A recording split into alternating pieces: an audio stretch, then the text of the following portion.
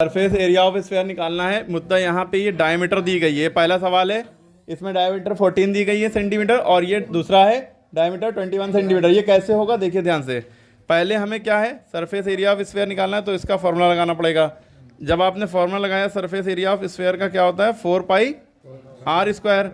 अब आप कहेंगे सर यहाँ तो आर है और यहाँ क्या दिया है डायमीटर, तो आपको पता है रेडियस जो होता है वो डायमीटर की आधी होती है। डायमीटर 14 दी है तो रेडियस कितनी हो गई 2 7 14 7 सेंटीमीटर।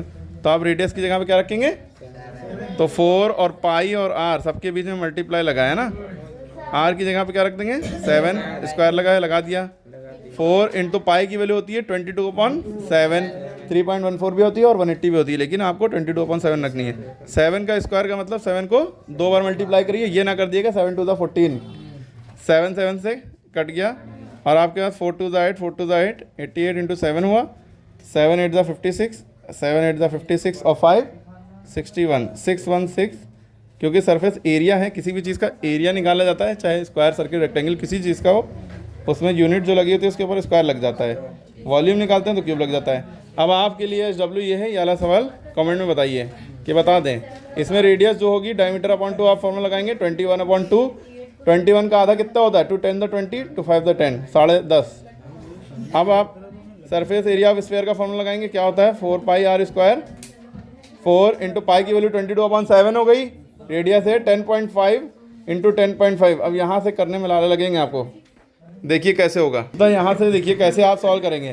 देखिए 7 से ना 4 कट रहा है, ना 22 कट रहा है, ना 105 कट रहा है, कि कट रहा है, कट रहा है। ध्यान से देखिए, काट के दिखा दें, अरे छुरी से नहीं काटना है। 7 1 7, देखिए 7 1 7, 3 बचा, पॉइंट बीच में आ रहा है, पॉइंट लगा दिया, ये 3 5 35 हो गया, 7 5 35।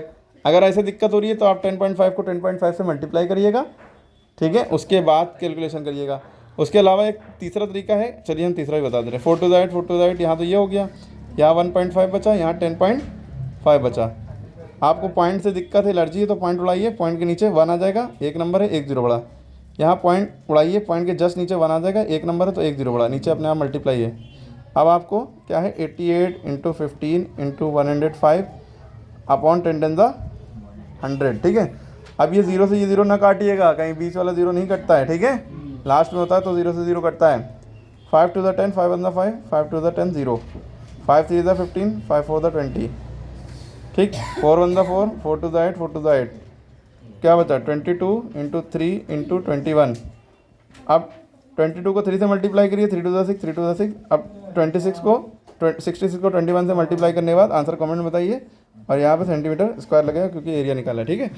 और वरना काटना नहीं आता है तो इसका तरीका दूसरा ये भी था कि ऊपर सबको मल्टीप्लाई कर देते, जो आंसर आता है 7 से डिवाइड कर देते हैं। अच्छा, पॉइंट वाले मल्टीप्लाई में जब मल्टीप्लाई करते हैं 10.5, अगर आप मान लीजिए 10.5 को 10.5 से मल्टीप्लाई करते हैं तो शुरू में पॉइंट को इग्नोर किया जाता है, पॉइंट लगा ही नहीं है, ध्यान ही नहीं दिए।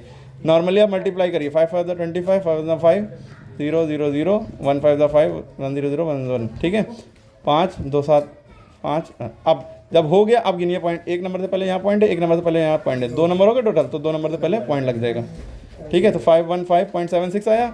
अब आप किससे मल्टीप्लाई करते, फिर 88 से मल्टीप्लाई करते, जो आंसर आता फिर 7 से डिवाइड करते, ठीक है। ये वो स्टेप था जब आपको वैसे ना करना होता जैसे हमने कराया है, ठीक है।